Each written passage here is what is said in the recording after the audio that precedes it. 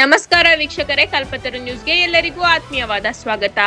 ತುಮಕೂರು ರಾಜ್ಯ ಸರ್ಕಾರ ಒಳ ಮೀಸಲಾತಿ ಜಾರಿಗೆ ತೋರಿಸಿರುವ ನಿರ್ಲಕ್ಷ್ಯವನ್ನು ಖಂಡಿಸಿ ಒಳ ಮೀಸಲಾತಿ ಜಾರಿಯನ್ನು ಆಗ್ರಹಿಸಿ ಇಂದು ಸಂಸದ ಜಿಲ್ಲಾಧ್ಯಕ್ಷ ಪಿಎನ್ ರಾಮಯ್ಯರವರ ಅಧ್ಯಕ್ಷತೆಯಲ್ಲಿ ನಗರದ ಎಂಜಿ ರಸ್ತೆಯ ಅಂಬೇಡ್ಕರ್ ಭವನದಲ್ಲಿ ಸಭೆ ಆಯೋಜಿಸಲಾಗಿತ್ತು. ಈ ವೇಳೆ ಮಾತನಾಡಿದ ಸಂಸದ ಜಿಲ್ಲಾಧ್ಯಕ್ಷ ಪಿಎನ್ ರಾಮಯ್ಯ, ರಾಜ್ಯ ಸರ್ಕಾರವು ಮಾರ್ಚ್ 27ರಂದು ಸಚಿವ ಸಂಪುಟ ಸಭೆ ನಡೆಸಿ ಅಂದು ಒಳ ಮೀಸಲಾತಿಗೆ ಸಂಬಂಧಿಸಿದಂತೆ ಸುದೀರ್ಘ ಚರ್ಚೆ ನಡೆಸಿ ಜಾರಿ ಮಾಡುವಂತೆ ಭರವಸೆ ನೀಡಿತ್ತು. ಆದರೆ ದಾವಣಗೆರೆ ದಕ್ಷಿಣ ಮತ್ತು ಬಾಗಲಕೋಟೆ ವಿಧಾನಸಭಾ ಕ್ಷೇತ್ರದ ಉಪಚುನಾವಣೆಯ ನೆಪದಲ್ಲಿ ಸಭೆಯನ್ನು ಮುಂದೂಡುವ ಮೂಲಕ ಮಾದಿಗ ಸಮುದಾಯದ ತಾಳ್ಮೆಯನ್ನು ಪರೀಕ್ಷಿಸುತ್ತಿದೆ. ಸುಪ್ರೀಂ ಕೋರ್ಟಿನ ಆದೇಶಕ್ಕೂ ಬೆಲೆ ಇಲ್ಲದಂತಾಗಿದೆ. ತಾವೇ ಬೊಕ್ಕಸದಿಂದ ನೂರಾರು ಕೋಟಿ ರೂಪಾಯಿ ಖರ್ಚು ಮಾಡಿ ಪಡೆದ ನ್ಯಾಯಮೂರ್ತಿ ನಾಗಮೋಹನ್ ದಾಸ್ ವರದಿಗೂ ಸರ್ಕಾರ ನಂಬಿಕೆ ಇಲ್ಲದಂತಾಗಿದೆ. ವಿಧಾನ ಪರಿಷತ್ ಮತ್ತು ವಿಧಾನಸಭೆಯಲ್ಲಿ ಅಂಗೀಕಾರವಾಗಿ ರಾಜ್ಯಪಾಲರ ಅಂಕಿತ ಬಿದ್ದರೂ ಒಳ ಮೀಸಲಾತಿ ಜಾರಿಗೆ ಕಂಟಕ ತಪ್ಪಿಲ್ಲ. 7 ಜನ ನ್ಯಾಯಮೂರ್ತಿಗಳ ಸುಪ್ರೀಂ ಕೋರ್ಟಿನ ತೀರ್ಪಿಗೂ ರಾಜ್ಯ ಸರ್ಕಾರ ಬೆಲೆ ನೀಡುತ್ತಿಲ್ಲ.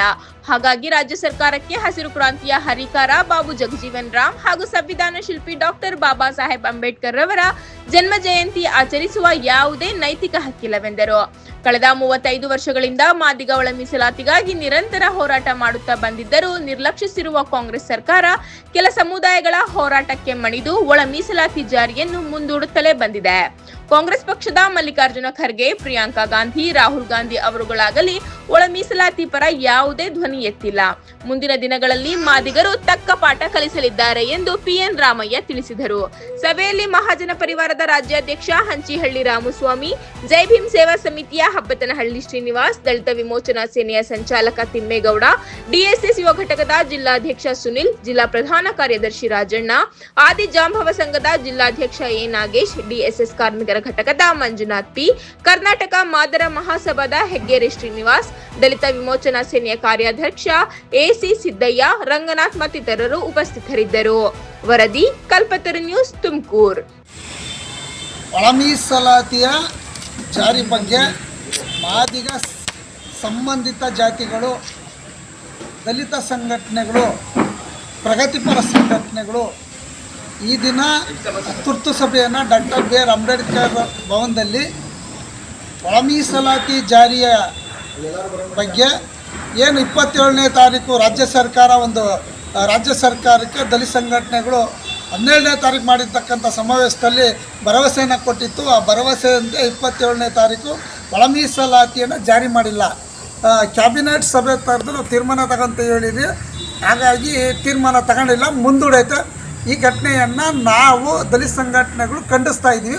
ಮತ್ತು ಷಡಕ್ಷರಿ ಸ್ವಾಮೀಜಿಗಳು ಹರಿಹರದಿಂದ ಬೆಂಗಳೂರವರೆಗೆ ಫ್ರೀಡಮ್ ಪಾರ್ಕ್ವರೆಗೆ ಪಾದಯಾತ್ರೆ ಹೊರಡ್ತಕ್ಕಂಥ ಸಂದರ್ಭದಲ್ಲಿ ಅವ್ರನ್ನ ಬಂಧನ ಮಾಡಿ ನೆಲಮಂಗಲದಲ್ಲಿ ಬಿಡುಗಡೆಗೊಳಿಸಿರೋದೇ ಈ ಘಟನೆಯನ್ನು ಖಂಡಿಸ್ತಾ. ಯಾಕಂತಂದ್ರೆ ಏನು ಅಸ್ಪೃಶ್ಯತೆ ಜಾತಿಯ ಸ್ವಾಮೀಜಿಗಳನ್ನ ನೆಗ್ಲೆಕ್ಟ್ ಮಾಡೋದ್ರ ಮೂಲಕ, ಅವರಿಗೆ ಅವಮಾನ ಮಾಡೋದ್ರ ಮೂಲಕ ಈ ಸರ್ಕಾರ ಈ ನಾಡಿನ ಜನತೆಗೆ ಅವಮಾನ ಮಾಡ್ಯಾರ. ಇನ್ನೊಂದರಿಂದ ಅದೇ ಬೇರೆ ಜಾತಿಯ ಲಿಂಗಾಯತ ಸ್ವಾಮೀಜಿ ಆಗಿರ್ಬೋದು, ಒಕ್ಕಲಿಗ ಸ್ವಾಮೀಜಿ ಆಗಿರ್ಬೋದು, ಬ್ರಾಹ್ಮಣ ಸ್ವಾಮೀಜಿ ಆಗಿರ್ಬೋದು, ಬಲಾಢ್ಯ ಯಾವುದೇ ಜಾತಿಯ ಸ್ವಾಮೀಜಿಗಳಾಗಿದ್ದರೆ ಈ ರೀತಿ ಮಾಡಿದರೆ ಆ ಜನಾಂಗ ಇವತ್ತು ಸರ್ಕಾರಕ್ಕೆ ಒಂದು ಚುಮಾರಿ ಹಾಕೋದು, ದಂಗೆ ಹೇಳೋದು. ನಾವು ಏನು ಮಾದಿಗ ಸಮುದಾಯದ ಸ್ವಾಮೀಜಿಗಳು ಶಾಂತಿಯಿಂದ, ಸೌಮ್ಯದಿಂದ, ಸೌಹಾರ್ದತೆಯಿಂದ ಒಂದು ಪಾದಯಾತ್ರೆ ಮಾಡ್ಕೊಂಡು ಹೋಗ್ಬೇಕಾದ್ರೆ ಅವ್ರು ಬಂಧನ ಮಾಡೋರಲ್ಲ, ಈ ಕಾಂಗ್ರೆಸ್ ಸರ್ಕಾರಕ್ಕೆ ನಾವು ಚುಮಾರಿ ಆಗ್ತಾ ಇದ್ದೀವಿ. ಮುಂದಿನ ದಿನಗಳಲ್ಲಿ ತಕ್ಕ ಪಾಠ ಕಲಿಸುತ್ತಾರೆ. ಬಂಧುಗಳ ಇವತ್ತು ಈ ತುರ್ತು ಹೋರಾಟಗಳನ್ನು ಪರಿಹರಿಸಿ ವಿಚಾರವಂತ ಬುದ್ಧಿಜೀವಿಗಳು ನಿಮ್ಮಲ್ಲಿ ಸಹಕಾರ ಬಂದು ಕೇಳಿದ್ದಾರೆ.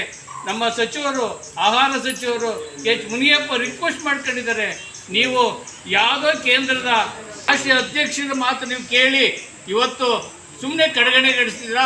ಇದು ನಿಮ್ಮ ತಪ್ಪು ಕಲ್ಪನೆ. ಏನು ಮಾದಿಗ ಜನಾಂಗ ಇತರೆ ಜನಾಂಗಕ್ಕೆ ಕೊಡಬೇಕಾದ ಹಕ್ಕುಗಳು, ನಮ್ಮ ಹಕ್ಕುಗಳನ್ನು ನೀವು ಕೊಡಿ. ಇಲ್ಲಾಂದರೆ ನಿಮ್ಮ ಮನೆ ಕಳಿಸೋದು ಮಾದಿಗ ಜನಾಂಗಕ್ಕೆ ಗೊತ್ತು. ನೀವು ಅಂದ್ಕೊಂಡಿದ್ದೀರಾ ಗುಂಡು ತುಂಡು 500 ರೂಪಾಯಿ ಕೊಟ್ಬಿಟ್ರೆ ನೀವು ಓಟ್ ಹಾಕ್ತೀರಾ ಅಂತ. ಇದನ್ನು ನೀವು ಕಡೆಗಣಿಸಿ. ಇವಾಗ ಮಾದಿಗ ಜನಾಂಗದಲ್ಲಿ ವಿಚಾರವಂತರಿದ್ದಾರೆ, ಬುದ್ಧಿಜೀವಿಗಳಿದ್ದಾರೆ. ಅವ್ರು ಎತ್ತು ನಿಂತರೆ ನೀವು ಎಲ್ಲಿಗೆ ಹೋಗ್ತೀರಾ ಅಂತ ಇನ್ನೂ ಗೊತ್ತಿಲ್ಲ. ಈ ರಾಜ್ಯದಲ್ಲಿ ಅತ್ಯಧಿಕವಾಗಿ ಜನಸಂಖ್ಯೆ ಇರೋದು ಮಾದಿಗ ಜನಾಂಗ. ಇದು ನಿಮ್ಮ ಗಮನದಲ್ಲಿಟ್ಕೊಳ್ಳಿ. ಸಚಿವಾಲಯದಲ್ಲಿ ಸಂಪುಟದಲ್ಲಿ ಚರ್ಚೆ ಆಗಿದೆ, ವಿರೋಧ ಪಕ್ಷದವರು ಸಹ ಗಮನ ಕೊಟ್ಟಿದ್ದಾರೆ. ಆಡಳಿತ ಪಕ್ಷದವರು ಎಲ್ಲ ಗಮನ ಕೊಟ್ಟಿದ್ದಾರೆ. ನಮ್ಮ ಮಾದಿಗ ಸಚಿವರು ಸಹ ನಿಮ್ಮ ಜೊತೆ ಮಾತಾಡಿದ್ದಾರೆ. ಇದೆಲ್ಲ ಕಡೆಗಣಿಸಿದ್ದೀರಾ. ಇದು ನಿಮ್ಮ ತಪ್ಪು ಕಲ್ಪನೆ. ದಯವಿಟ್ಟು ಮುಂದೆ ನೀವು ಗೆದ್ದು ಅಧಿಕಾರ ಹಿಡಿಬೇಕು ಅಂದರೆ ಒಳ ಮೀಸಲಾತಿ ಕೊಡಲೇಬೇಕು. ಜೈ ಭೀಮ್. ಹೊಂಚಳ್ಳಿ ರಾಮಸ್ವಾಮಿ ಅಂತ ಅಲೆಮಾರಿ ಜನಾಂಗದ ಮುಖಂಡ ಹಾಗೂ ಕರ್ನಾಟಕ ಮಹಾಜನ ಪರಿವಾರದ ರಾಜ್ಯಾಧ್ಯಕ್ಷರು. ಏನಿವತ್ತು ಮಾದಿಗ ಜನಾಂಗಕ್ಕೆ ಸುಮಾರು ವರ್ಷದಿಂದ 30-35-40 ವರ್ಷದಿಂದಲೂ ಹೋರಾಟ ಮಾಡ್ತಾರೆ. ಅವ್ರ ಜೊತೆಗೆ ನಾನು ಇದ್ದೀನಿ. 35-40 ವರ್ಷದಿಂದ ಏನು ಮಾದಿಗ ಜನಾಂಗಕ್ಕೆ ಮೀಸಲಾತಿ ಕೊಟ್ಟರೆ ಅಂತ ಹೋರಾಟ ಮಾಡಿದ್ದೀವಿ. ಅವ್ರ ಜೊತೆಗೆ ನಾನಿದ್ದು ಗಾಂಧಿ ಪ್ರತಿಮೆ ಮುಂದೆ ಎಲ್ಲ ಹೋರಾಟ ಮಾಡಿದ್ದೀವಿ. ಗಾಂಧಿ ಪ್ರತಿಮೆ ಮುಂದೆ ಸೀಮೆಣ್ಣೆ ಸುಟ್ಕೊಂಡು ಬೆಂಕಿ ಹಚ್ಕೊಳಕ್ಕೆ ಹೋಗಿದ್ದು, ಹಚ್ಕೊಂಡಿದ್ರು ಕೆಲವರು. ಆದ್ರೂ ಕೆಲವರು ಬದುಕುಳಿದವ್ರೆ, ಕೆಲವರು ಸತ್ತೋಗ್ಯವ್ರೆ. ಈ ಮಾದಿಗ ಜನಾಂಗ ಮೀಸಲಾತಿಗೋಸ್ಕರ ಹೋರಾಟ ಮಾಡೋದೆ. ಆದ್ದರಿಂದ ದಯವಿಟ್ಟು ಏನು ಸರ್ಕಾರ ಮಾದಿಗ ಜನಸಂಖ್ಯೆ ನೋಡಿ ನೀವು ಮೀಸಲಾತಿ ಕೊಡಿ. ಅವರು ಮಾದಿಗ ಜನಾಂಗದ ಸಂಖ್ಯೆ ಕರ್ನಾಟಕ ರಾಜ್ಯದಲ್ಲಿ ಜಾಸ್ತಿ ಐತೆ. ಅವ್ರಿಗೆ ಮೀಸಲಾತಿ ಕೊಡಿ. ನಾವು ಸುಮಾರು ವರ್ಷದಿಂದ ಅಲೆಮಾರಿ ಜನಾಂಗದ ಅವ್ರ ಜೊತೆಗೆ ಹೋರಾಟ ಮಾಡಿದ್ದೀವಿ, ಅವ್ರ ಜೊತೆಗಿದ್ದೀವಿ, ಹೋರಾಟ ಮಾಡಿದ್ದೀವಿ. ಅವರು ಸುಮಾರು ವರ್ಷದಿಂದ ಹೋರಾಟ ಮಾಡ್ತಾರೆ. ದಯವಿಟ್ಟು ಮಾದಿಗ ಜನಾಂಗಕ್ಕೆ ಮೀಸಲಾತಿ ಕೊಡಬೇಕು. ಇಲ್ಲವಾದರೆ ಮುಂದಿನ ದಿನದಲ್ಲಿ ಉಗ್ರ ಹೋರಾಟ ಮಾಡಬೇಕಾಗ್ತದೆ ಎಂದು ಎಚ್ಚರಿಕೆ ನೀಡ್ತೇನೆ. ಅಂತ ಸಂದರ್ಭದಲ್ಲಿ ಸರಿ ಇಲ್ಲ ಅಂತ ಹೇಳ್ಬಿಟ್ಟಿದ್ದೇನೆ. ನೆನೆ ಆ ವರದಿನ ತಿರಸ್ಕಾರ ಮಾಡಿರಿ.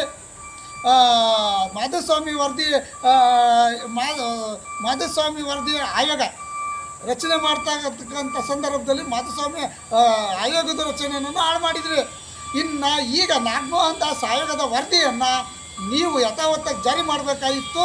ಅವರ ವರದಿ ಅಂತೇನೆ ನೀವು ಅನುಷ್ಠಾನ ಮಾಡಬೇಕಾಗಿತ್ತು, ಸರ್ಕಾರ ಜಾರಿ ಮಾಡಬೇಕು. ಆದರೆ ಅವರ ಆಯೋಗದ ವರದಿಯನ್ನು ನಾನು ತಿರಸ್ಕಾರ ಮಾಡಿದೆಯಾ. ಆದರೆ ಇಡೀ ಇವತ್ತು ಒಳ ಮೀಸಲಾತಿ ವಿರೋಧಿಗಳು ಸಮಾವೇಶ ಮಾಡ್ತಾರೆ, ಹೋರಾಟ ಮಾಡ್ತಾರೆ, ಪ್ರತಿಭಟಿಸ್ತಾರೆ. ನಾಗಮೋಹನ್ ದಾಸನ್ನು ತೇಜೋವಧೆ ಮಾಡ್ತಾರೆ. ಇದು ಖಂಡನೀಯ. ಆದರೆ ನಾಗಮೋಹನ್ ದಾಸ್ ಆಯೋಗದ ವರದಿನೇ ತಗೊಂಡಿಲ್ಲ.